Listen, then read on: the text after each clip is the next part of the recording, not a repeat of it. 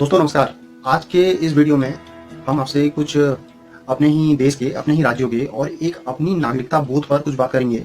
क्योंकि जिस तरीके से अब फंडामेंटल राइट पर भी एक तरह से हमले हो रहे हैं या उनको चेंज करने की कोशिश की जा रही है, तो इस बार हम ये समझेंगे कि वास्तव में हमारे फंडामेंटल राइट क्या क्या हैं और किस तरीके से हमारी जो भी आज की मौजूदा गवर्नमेंट है वो इसको निजीकरण की ओर लेके जा रही है और सारे हमारे फंडामेंटल राइट को एकदम खत्म करने की कगार पे है। और यहाँ पर एक बात आपको ये समझनी बहुत ज़्यादा जरूरी है कि अगर कोविड-19 अगर बीच में नहीं आता 2020 में और जितनी तरह की परेशानियां हम यहाँ पर देख रहे हैं, अगर कोविड-19 बीच में नहीं होता तो हमको ये पता भी नहीं लगता कि वास्तव में ये हो क्या रहा है। आज हम परत दर परत इस पर बात करेंगे और आप बने रहिए हमारे साथ। इस वीडियो को पूरा देखिए तो आपको पता लग जाएगा कि हमारे फंडामेंटल राइट कैसे धीरे धीरे करके हमसे खिसक रहे हैं और हम केवल मात्र एक नंबर के रूप में इस गवर्नमेंट के पास वोट डालने वाली केवल एक मशीन की तरह है और शायद इन फ्यूचर ये भी ना रहे। तो चलिए, तो फ्रेंड अब सवाल यह है कि शुरू कहाँ से किया जाए। शुरू आज इतिहास का बहुत जिक्र हो रहा है तो हम इतिहास से चलते। तो जब हमारा देश आज़ाद हुआ, कुछ लोग कहें कि उसका पार्टीशन हुआ, तब से जब से भारत अस्तित्व में आया तब से हमारे लिए कुछ यहाँ पर फंडामेंटल राइट की व्यवस्था की गई। उस फंडामेंटल राइट में रोटी, कपड़ा और मकान, स्वास्थ्य, शिक्षा और रोजगार, ये हमारे फंडामेंटल राइट, ये हमारे पास होना चाहिए क्योंकि इनसे आदमी कमाता नहीं है बल्कि उसके लिए तैयार होता है। तो जिस तरीके से अभी तक कांग्रेस की गवर्नमेंट हमारे ऊपर शासन करते हुए आई और उसने कुछ अपनी तरीके से बनाया, लेकिन 70 साल के बाद अब एकदम लौट के 2020 पे एकदम से 2014 में पूरा तख्ता पलट हो जाता है।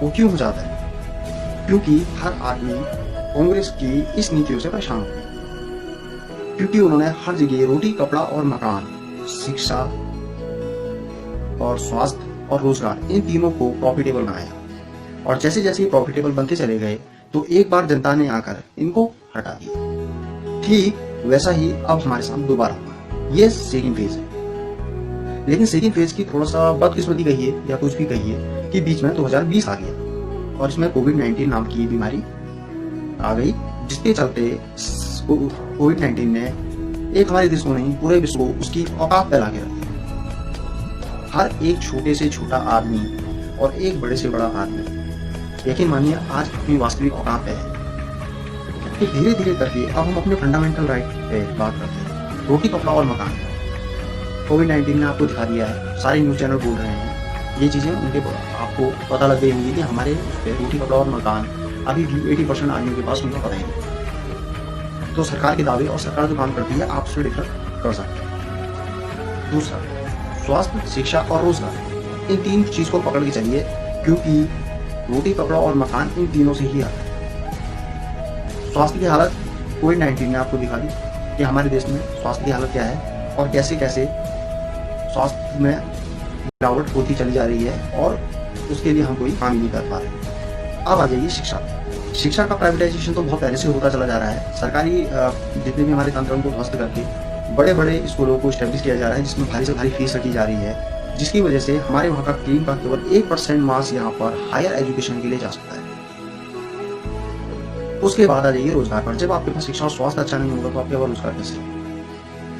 तो कोई कितने नारे लगाते रहे, कोई कुछ कितना ही कुछ करते रहे, आप इन तीनों को समझ जाइए कि वास्तव में अगर हमारे पास शिक्षा ढंग की नहीं है और स्वास्थ्य ढंग का नहीं है तो रोजगार होगा नहीं, और रोजगार नहीं होगा तो रोटी, कपड़ा और मकान के बारे में आप भूल जाइए। जितनी, मेरे कहने का मतलब यह है कि आप जितनी जल्दी सत्य को स्वीकार कर लेते हैं उतनी जल्दी आप उसके लिए कुछ ना कुछ सॉल्यूशन खोज लेते हैं। तो इस सॉल्यूशन के लिए अभी हम और बात करते हैं और थोड़ा इसकी अब अगली पर को खोलते हैं कि वास्तव में हुआ कैसे।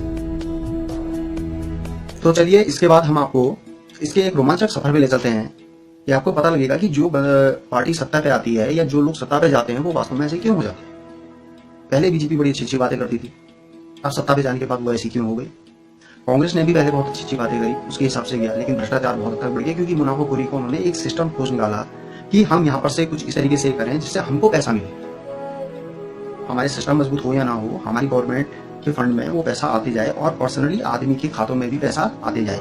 इस चीज को जनता ने पकड़ा, लेकिन पकड़ा कब? 70 साल बाद, 65-70 साल के बाद पकड़ा और 65-70 साल के बाद एकदम तख्ता पलट हो गया।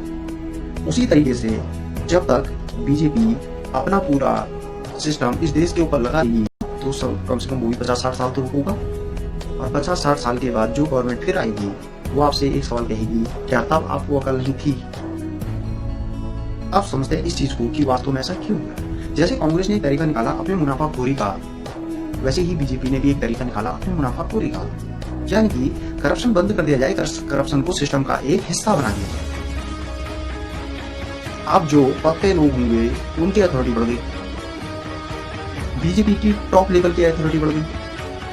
अब आप फंडिंग टॉप लेवल पर। ये मैं इसलिए कह रहा हूँ क्योंकि पैसे को बनाने की व्यवस्था यहाँ पर अलग अलग तरीके से पीएम केयर खोला गया, सीएम केयर खोला गया, उस पर गरीब आदमियों ने भी अपना दान दिया भी है। लेकिन वो पीएम केयर जनता केयर क्यों नहीं हुआ? वो सीएम केयर जनता केयर में क्यों नहीं हुआ? क्यों उसमें सूचना के अधिकार से आप उसकी कोई सूचना ले सके?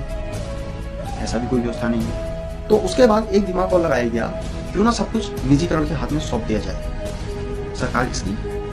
प्राइवेट की। तो धंधे किसके? प्राइवेट के।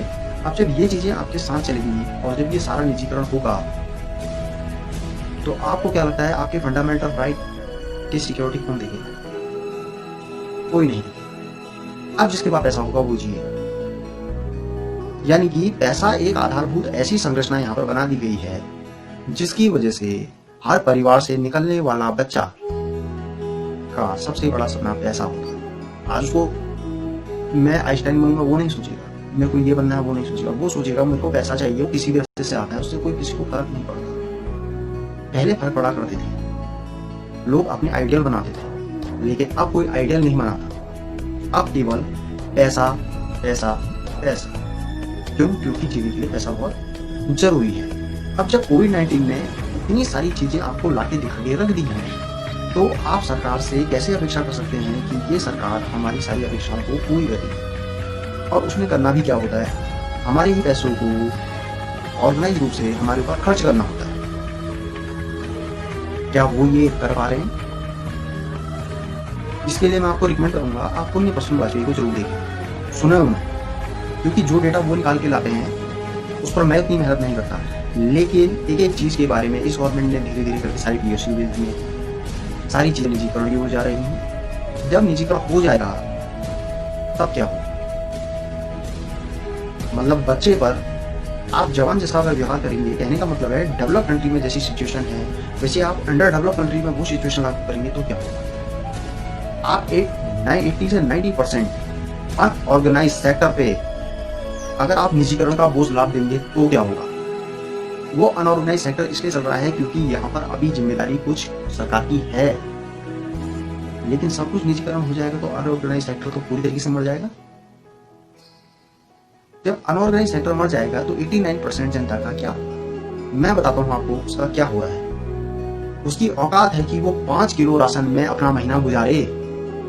ये इस गवर्नमेंट ने औकात बताई है आपको कि आपकी औकात है 5 किलो राशन की और आप 5 किलो राशन के अपना पूरा महीना गुजारे हैं, हम सबको दे रहे हैं, यानी कि वो ठूसिए घर में बैठिए।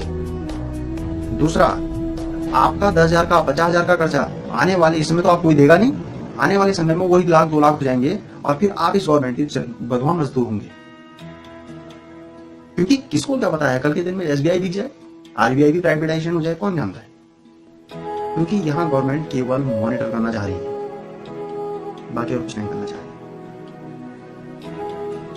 तो जो ये नीतियां हैं और इन नीतियों से जो चीज निकल के बाहर को आ रही है, तो मेरे समझ से जितना हम देखते हैं आने वाले 1 साल के अंदर इस देश का यूथ या तो सड़कों पे होगा या सुसाइड के लिए बढ़ रहा होगा और या चोरी चकारी कर रहा होगा। ये आप मान लीजिए, क्योंकि इस स्तर पर कोई भी बेरोजगारी बर्दाश्त नहीं कर सकता। मनरेगा में 206 रुपए जो भी मिल रहे हों, क्या आपको लगता है ऐसा होना चाहिए?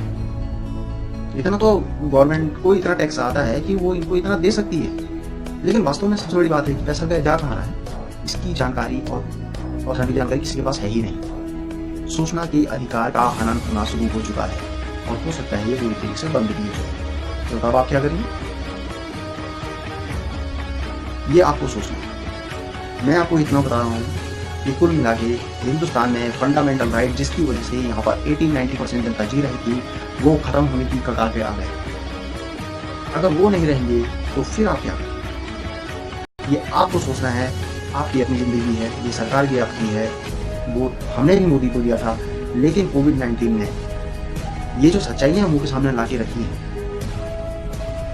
आपके सामने भी है, खुद विचार कीजिए।